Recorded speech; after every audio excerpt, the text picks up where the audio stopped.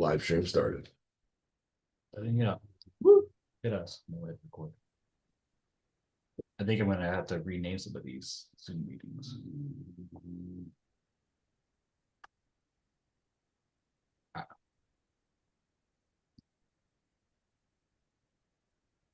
Now, if we're doing live stream, is it recording or no? It's right now, yeah. Ever since you said live stream recording, it's going. But now I'm gonna hit record for the podcast itself. Okay, that's what I was asking. And welcome back to another episode of the Brutally Honest Loan Officers Podcast. I am Stephen Brock, and with me, as always, is the wonderful Mr. Derick Brown. What's up, buddy? How you doing? Since I haven't seen you in a whole 3 days. I know. Doing good. Kids are still under the weather, so that hasn't been fun. But we're getting through it, and it is freezing. Oh, like yeah. Absolutely freezing here. What is it up there right now for you guys? Freezing. Did it get to the 20s? Yeah. I was in the 20s at night. I don't think we got that. I think we got into like 32, 33 here. But like right now we are 41. Oh, Dude, I am over it. I think it's here for like a week. Let's see. What is it? It says outside in my area, 45. Going up to 48. Woo, we're getting a little heat wave. See, this is where it's crazy because we've got a high of 54. Yeah. But I mean, it's, it'll drop 30 degrees when the sun goes away. And here we are complaining about that, where my loan processor, she's up in Pennsylvania. It's like, it's been like 12 degrees for a month.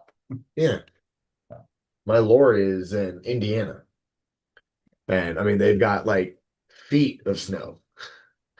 Like, I think they stopped measuring in inches. Like, it's just several feet of snow. And just a ton. I don't know. I live in Florida for a reason, and I always will. And that's probably why on the topic of our stuff is why house prices aren't going down in Florida. It starts snowing up north. Here comes everybody. Yeah. Home prices aren't going to drop like the temperature. Hey. There we go. No, Steve and I have had this conversation with so many buyers, so many different sellers too, past clients. And it's just this idea that prices are going to drop dramatically. We've seen interest rates, at high levels in the past couple of years, and everybody just has this mindset of like, oh, well, this is going to cause, home prices to come down. And it's just not the case. Home prices are high compared to yesterday, but they're low compared to tomorrow. And it always has been that way. So, especially here in Florida. And that's what we're going to kind of dive into today. Yeah, this is more fact driven, not what we kind of think, but what we kind of already seen out there. Not to fear base anybody into going to buy or anything like that. It's just all about the data. And I always say, like, what the people we talk to and the things that we are personally seeing out there, what's actually happening. Yeah. So we'll start with the biggest myth. Home prices are about to collapse like 2008. I guarantee if you Google that, home prices collapse like 2008, you're going to find so many different articles and posts and stuff like that. Like, and all right, so 4 years ago, probably like when I first got into video, 2022, one of the first videos, it was like, oh, there's a housing bubble about to pop. I can make a video, the same video, every single year since then. Like, everybody thinks it's going to pop. Now, are there pockets of places across the United States where maybe home prices have come down? Yes. The general overall, no. And did they pop? Meaning, when people think the housing bubble popped, you lost 20 to 30% of equity, like overnight. Right. That's what happened in 08. Everybody just lost equity like crazy. Yeah, $500,000 homes were worth $300,000 overnight, almost. I don't think it was actually overnight, but pretty quickly. Like, that's what people are thinking the housing market's going to crash. So, I think, like you said, like rates are high, affordability. Rates are actually been coming down, but affordability was very high. Taxes, insurance, because we had such a increase of property values in 21, 22, but job wages didn't grow. Right. So like I think they're kind of starting. I don't want to say they're catching up, but like people are able to start their jobs are increasing, their wages are increasing, affordability isn't increasing, home prices aren't increasing as much. So you're starting to get a little bit of a balance. And but a lot of people assume that the prices are coming down. Right.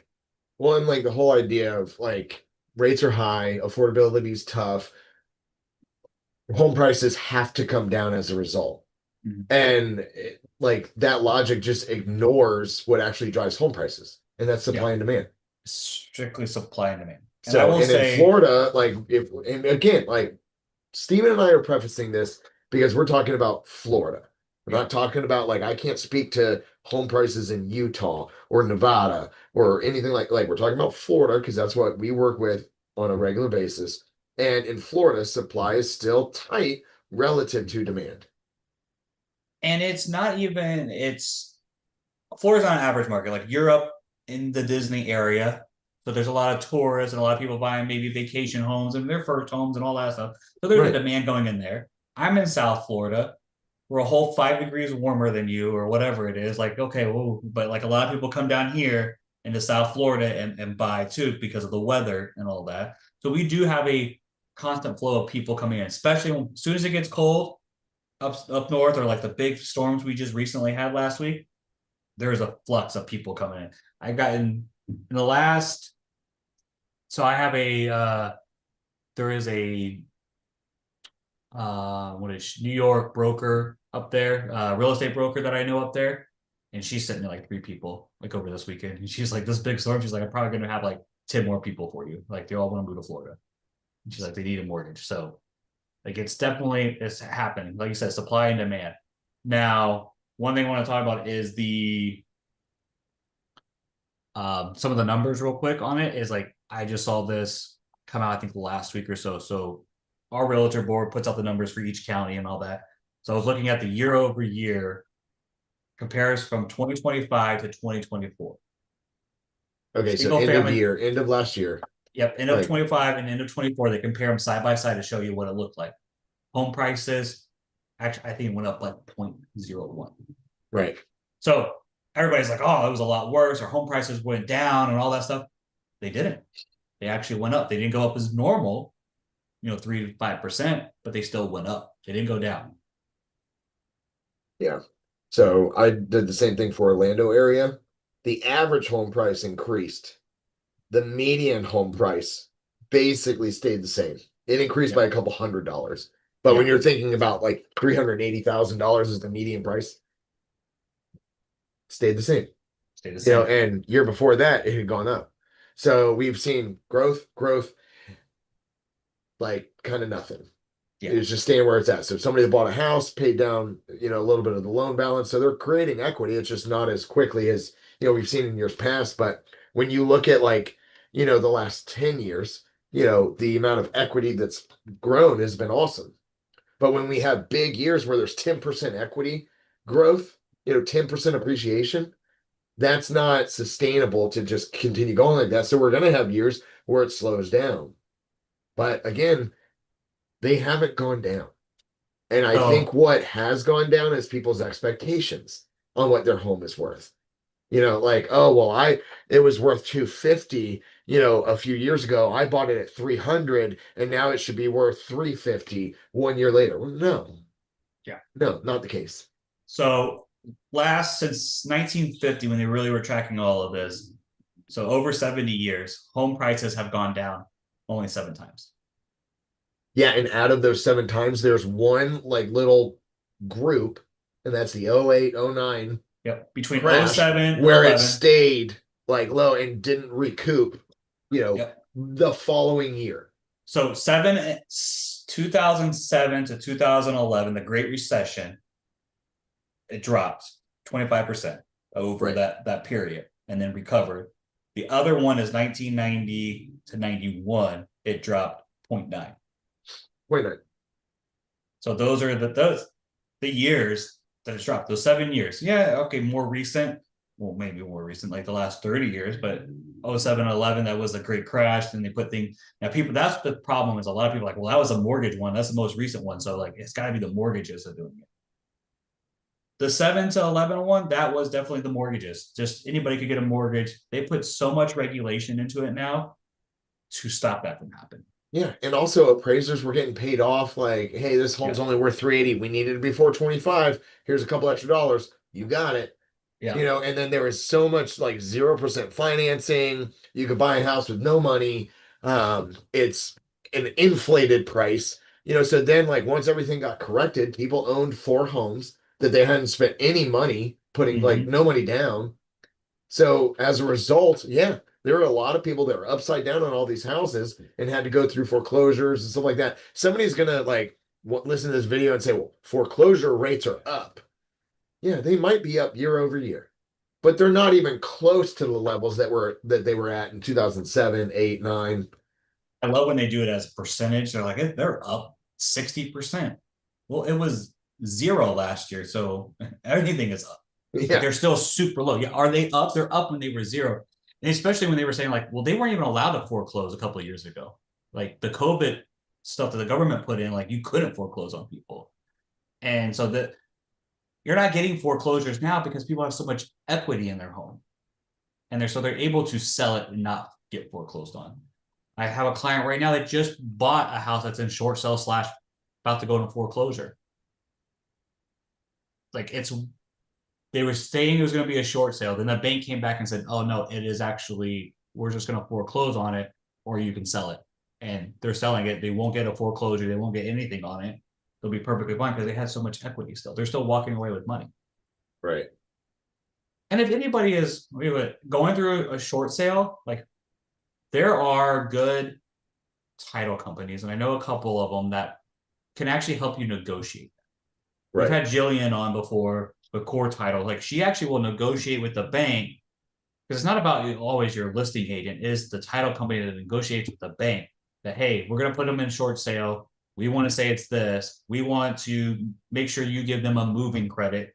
So if you are going to be negative, like, hey, they're still going to give you money to go move somewhere else. Yeah. Go rent for a couple of years, rebuild your credit, and then come back and buy. Yeah. But I don't know. Florida continues still with the huge population growth. Like we just thought, a lot of people are moving down Yeah, for all the reasons. Lifestyle, tax advantages, weather, here. and so and a lot of those buyers just aren't rate sensitive. So they're not like moving down here and like, oh, can't buy because, rates of where they're at and stuff like that. Not to mention, I mean, I've had several buyers come from, up north, um, from, out west, and they're coming with a ton of equity from the home they sold. Yeah. So they're putting a decent amount down. They're looking at some of our home prices, and like I had this one couple from New York, and they had sold like an $800,000 house. Well, their same house, like basically here, was like 400,000. They're like, oh my God, like we've got $400,000 in equity. We might just pay cash. Like, Mm-hmm. yeah, do it. Do it. And so they're relocating from higher cost states. You've got retirees who, have talked to their financial advisor, and the financial advisor's like, listen, at your age, debt is good. Let's keep your cash, invested, and don't try to, liquidate everything to buy a house and pay cash. We've got investors down here. I still talk to a new investor every single week Yeah. that's looking at buying or refinancing, a property. And most of them are wanting to refinance an investment property so that they can go purchase another investment property. Yep. We're still doing second homes, people that want vacation homes, by Disney or by the beach. So like we've just got a ton of people that are still interested, and they're not sitting on the sidelines thinking, well, I think a crash is coming, or I got to wait for rates to come further down. I got to wait for home prices to hit an all-time low. It's not happening. And those buyers are buying. Yeah. The people that actually follow, and I'm going to say the facts, maybe not, grant, buying your first one can be very emotional, but you have to follow the facts on it. 99% of the time, if you buy a home and wait while you're in the home, it's going to build equity. Right. Like that's what's going to happen with it. So I think people, they're getting confused. Rates went up. Why didn't the home prices go down? can't. It's because homeowners don't need to sell. There you go. I mean, that's it. You think about what homeowners in Florida are sitting on: low mortgage rates. So many Yes. people refinanced when interest rates were in the twos and threes and even fours. So they've got so much equity. Like, imagine your house is worth 500,000, and you owe 200. So you've got $300,000 worth of equity. Wow. And your payment is 2% rate. It's $1,000.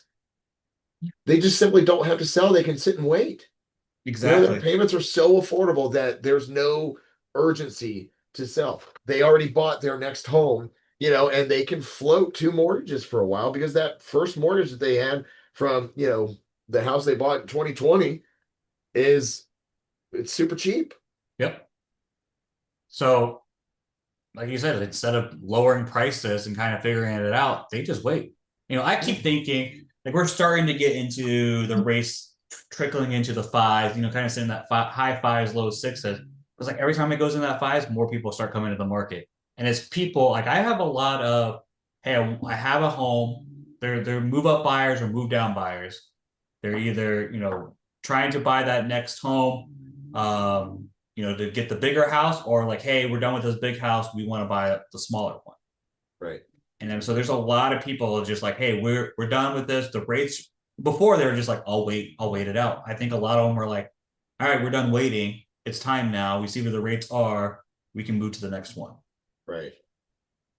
So it's definitely that it was limiting our inventory. I think we're going to start seeing a little bit more inventory, but as rates are going down, I mean, talking to you and talking to people that we talk to in our company, like we've been busy for January. Yeah, very. And it's not like we got a flood of leads that are like, hey, they don't qualify. Like these people qualify and are going and purchasing. Right. Well, and what I've seen too with, recent appraisals, let's just say like home worth 400, we got it under contract at 390 and the seller's paying like 10K in a seller credit. So kind of like a 380 net to the seller. Mm-hmm. But the home's appraising at 390. Yeah. Or the home's appraising at like 395 and it was originally listed at 425. Like I think our biggest issue right now is one of kind of two things. Um, Seller thinks that their house is worth more than it really is, and Yep. and they're forcing the realtor to go along. Otherwise, they're going to threaten, like, we'll just find another realtor that'll list at the price we want.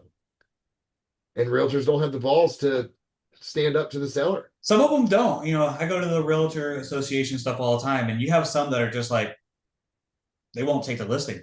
They don't take listings to list. And I get when you're new, like, okay, I've been in the business a little bit, like you're just going to take anything you can get right now. But every home that I see that they put on the market and they put it at the right price, it's gone. Yeah. But then, I mean, maybe not overnight, but they're even having multiple offers on them now. Right. So I think it's all about listening to the facts again of like, what does it say we should sell for? That's what it's going to sell for.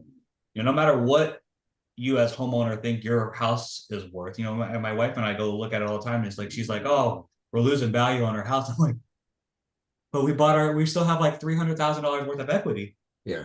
Like it went up so much since we bought it. Like, yeah, it's not up as high as it was at one point. Well, but right now, like my home looks, Zillow says it's worth a fortune, and if I were to decide like to list it that, am I going to sell it super quick? Probably not. Yeah. But I just, I don't know. This is probably the biggest issue we have with sellers right now. Um, and they need like a little bit of a reality check. Like they need to understand that homes do appreciate, but it's like even more so over more time, over more time, over more time. Mm-hmm. And so we've got 1 year, like my home was worth 400 last year. It should definitely be worth 420 now. No, no, no, no, no. It's probably still worth 400. Yeah. Things slow down a little bit. Now, if Yeah, rates we just said continue the to go numbers. Like down, yours didn't change. I think mine, some pockets didn't change. Some pockets went like 0.1 up, not a whole percent, just 0.1. yeah, So it's like that small little change is it. Like that's all that went up. I think people are still like you said, they're like, well, on average, it's between 5 and 7%. No, maybe like 3 to 5 on average, including those 22% ones that increased in 21, 22, 23. yeah, And you had those huge increases. Now the market, I think the market is right now is in a correcting stage. And that just means it's not that it's going down, it's just going to probably stay steady and it might go up a little bit. Right. I think 2025 was a correcting year. Like it just kind of stayed steady and like, hey, we're not really increasing, we're definitely not decreasing. Like we're just going to stay here, keep it right here. And now you're kind of starting to see, okay, now multiple offers are coming out there. If you're listing it correctly, I've had a couple of realtors like, hey, you want to go high? We'll go high for a week, and then we go to my price. If nobody comes to offering, we go to the actual price. Right. No, I mean, I agree. And that's where, like, this is the line I want people to sit with. Housing prices are high compared to yesterday, but low compared to tomorrow. I cannot tell you how many times, somebody gets pre-approved. They go to shop around. They're like, well, we don't know. We're going to put it off for another year and we're going to sign a release. Okay. Yeah. And then they expect home prices to get better and they don't. Derick, can we update our pre-approval? Sure. Your mortgage payment's gone up. Yeah. But it's just Like, like I look at my old house that I bought, the first house Nikki and I bought together, so over 10 years ago. I think we bought like 360, 361, something like that. Now it's probably 500 and something. I would not pay 500 and something for it, but only because I paid 361 for it. So like my mentality is like, oh, I wouldn't pay that. But if I was new to the area and buying, like it makes sense. That's what everything is selling for. But I bought one in there 10 years ago. So that's how people would compare it back to, oh, this is when it did that. It doesn't mean anything. yeah, It's we bought our house for 312 in 2017, sold it for 520 and what, 2 years ago? When did we sell it? 2023. So 2.5 years ago. And now it's worth 530. So awesome appreciation, slower appreciation over, yeah, 2.5 years. just happened. It's not a sales pitch, it's just the history of it. Yeah. And all But right, every so generation says the same thing. yeah. I should have bought when prices were lower. Somehow prices always feel expensive at the time. Like, when's the best time to buy? 5 years ago. Yes. Seriously. Like, I mean, Yeah. tell me When's a the time when best that wasn't the case other than like 08, 09. what's the second time best time to buy? Today. Yeah. If everything, if you are financially ready, let's say that. When's the best time to buy? If you're financially ready, you can afford the payments and you got job history and stability and all of that. When's the best time to buy? Buy 10 years ago. Second best time to buy? Right now. It's the apple tree or something. I think it's like an old proverb or something. Well, It's but the especially best time to plant an apple tree 20 years ago. Second best time today. today. No, we're again talking about Florida and the long-term appreciation that we've seen in Florida has been incredibly strong. Yeah. I'm talking long-term appreciation. Like real estate is meant to be long-term game. Now, there are some people, yes, and there's shows all about it, fix and flip stuff when you buy a, home for $100,000 and then you renovate it and you sell it for $400,000 and we made this much money. That's so unrealistic for everyday Americans. Mm-hmm. Like you've got to be able to find something and do the work yourself. Like I've got a couple clients that are looking for those fixer-uppers, and then they've got to outsource half the work and they're like, the money's not there. And I'm like, this house is worth 150. You say it's worth 300 and you can't renovate for less? Like, you can't make it work? And so that's just, it is what it is. It's long-term game. I mean, there is, I used to renovate properties and anywhere between 15 and 20% is what we were. And like that is a unicorn. But this was my dad and I were doing it. Like this was our side money. Like, so we wanted to be like, yeah, we're gonna gain a lot of money from it. But some people do it for a living, like they're like, oh, I need like a 3 or 4% increase and they'll do it. They put this much money in, they get 3 or 4% once everybody is paid. Like that's all they care about, and they move to the next one. Yeah, but then you've got to do a ton of them. Yeah, that's the thing. That's what they're doing.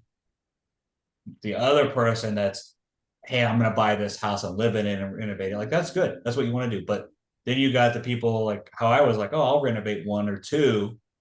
Well, I gotta find the unicorn. Yeah. because it has to be like it has to hit. But guess who else is looking for that? Everybody else. Everybody else. So I think the ones that I always did were like off market, find somebody that's going through a situation. Hey, I'll buy it from you. Then it happens. But Yeah. people think that's just a normal thing. It's not. It's not normal. The TV shows make it look like it's normal, and I bet you they go after a lot of distressed sellers or people that are getting foreclosed on that and go try to find it and do it. And guess what that TV episode or whatever show is doing too? They're making money because you're watching it. Correct. So they don't just make money off the house; they make money because people are watching it. So who knows what the actual P&L actually is? Right. Well, and that's I forget the one show that I'm thinking of. Anyways, like he buys this house and I think he got it at auction, walks in. I mean, it's a dump, you know. And Yeah. then he goes and fixes it up. Yeah, there was a structural problem that he had to fix. And next thing you know, he goes to list it and he's like, I mean, if I don't sell it at this, I'm gonna lose money. And then he drives off in his Range Rover. Like he's clearly not worried about it losing money. He's got other deals happening and stuff like Yeah. that. So it's just That's the cost like, of doing business. Hey, this one was a bad one. We lost some money, but we made a lot of money on the other yeah, but ones. like normal Americans can't lose, like you can't afford Yeah, to that's lose it. $25,000. Exactly. But that's what people don't realize is it's not normal in America when they're watching it. So, Yeah. all right, let's be fair here. What would actually cause, since everybody wants to know, what would cause prices to fall dramatically? Massive job losses, forced selling, Yep. credit tightening so severe that buyers disappear, um, or like a super oversupply of homes. Those like So, those things happening, and probably a mix of like several of those together. yeah, I think it would be a mix. So, oversupply of homes, it means the builders just built too many homes too fast. They're still recovering from the recession. They still Yeah, well, can't, they can't catch they're up. still doing things slower. They're like Yeah. they're kind of watching the market, seeing like knowing that they can't sell homes fast enough. Um, so they've just slowed the building of homes. So, like, my neighborhood, still the builders in it. They're still building in the neighborhood. And I went to talk to them and I'm like, so when were you guys supposed to be out of here? Like, is the market slowing you down? And they're like, we're still on track from our original. They start building like 220. I think when the first home broke land was like 2019. So they probably a couple of years before that. They're like, we thought it might have sped up because of COVID, which we sold a lot, but now we're so much slower than we were COVID time that we're still just on track of our normal thing. Right. Like we thought maybe we get out of here 2 or 3 years earlier, and now we might be, if we went from that, now it's 2 or 3 years later from that one that we're at the same thing. So builders are still building what they thought pre-COVID and doing it. They're just slower because of that. The massive job losses, I think if that happened, we have an economic pop, everything is destroyed economically. Like, guess what's going to happen? The Fed's going to have to start cutting the rates ridiculously to get people to start buying and get the market moving again and all of that. So like if that happens, then the Fed's going to in a couple of months switch everything around and you're going to have buyers come back out. Right. But those job losses, I mean, that would be like the Great Recession. That's what would have to happen again. Right. I mean, we just went through And none of that's 6 years happening right now in ago, the Florida. pandemic, almost 6 years ago. Yeah, it's That's what they wild. thought was happening. That's why they cut all the. They were like, hey, we can't give these job losses, and we're still moving along. Yeah. And that's where like you might see some softening in certain neighborhoods. And sometimes I bet it's because of what you just talked about, Stephen. There's new construction.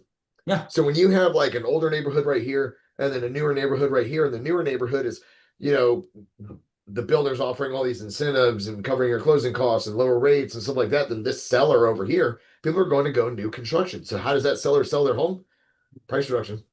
mean, that's So then exactly you're what's thinking happening like, in my oh, this neighborhood. neighborhood, like, the prices are going down. It's not going down, not because, not for any other reason other than there's a newer neighborhood being built over here.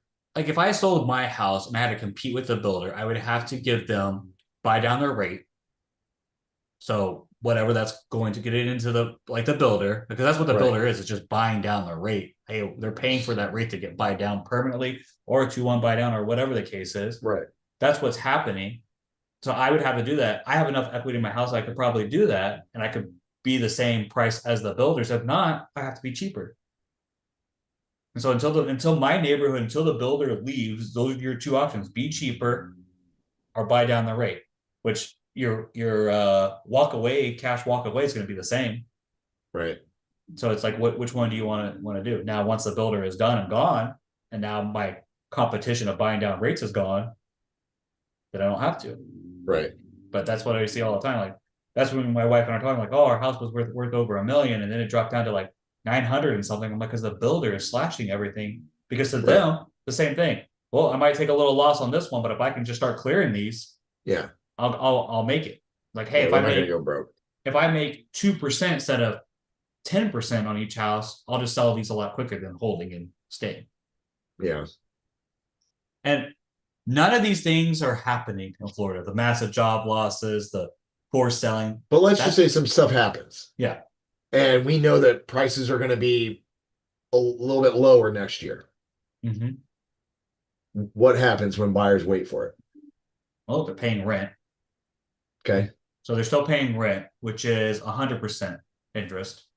Money's out the door. Like, great, you're living somewhere, but if you compared it to somewhere, if you pay $3,000 in rent every single month, that's $36,000 gone that you have nothing to show for. Yes, you get to live somewhere, but what if you put that 3,000 in a house? You miss appreciation. So let's say that house you wanted to buy for 500 is now 525.